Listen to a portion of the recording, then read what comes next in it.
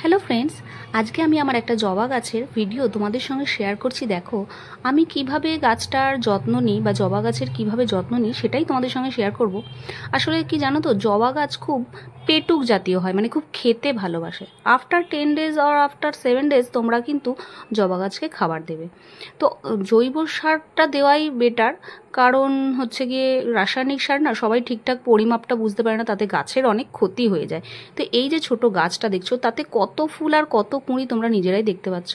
এখন সকাল 6টা বাজে, আমি ছাদে চলে এসেছি ভিডিওটা করার জন্য। আর পাতাগুলো কি গ্রিন দেখো, আর এর মাটিটা খুবই ঝুরঝুরে, মানে জল ধরে রাখেও যেরকম, আবার জলটা কিন্তু মানে খুব তাড়াতাড়ি নেমেও যায়। আর এই মাটিটা কিন্তু এইভাবে তৈরি করেছি আমি। আমার যে সবজির খোসা সেইগুলো পচিয়ে আমি একটা সার তৈরি করি, তার ভিডিও আমি আগে তোমাদের দিয়ে দেবো। আর এই কীভাবে কুঁড়ি এসছে দেখো, একদম ঠাসা কুঁড়ি। একটু ভালো করে খেয়াল করে দেখবে, খুব সামান্য কিন্তু পোকা লেগেছে গাছটাতে, এতে কিন্তু একতারা স্প্রে করতে হবে।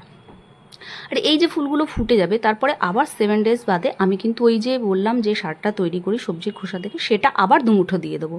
মানে যত খেতে দেবে ও তত খাবে, ও খেতে ভালোবাসে। আর এই যে মাটিটা দেখছো ঝুরঝুরে, ঠিক ওই সারটা দেওয়ার জন্যই কিন্তু মাটিটা এইভাবে তৈরি হয়ে যায়।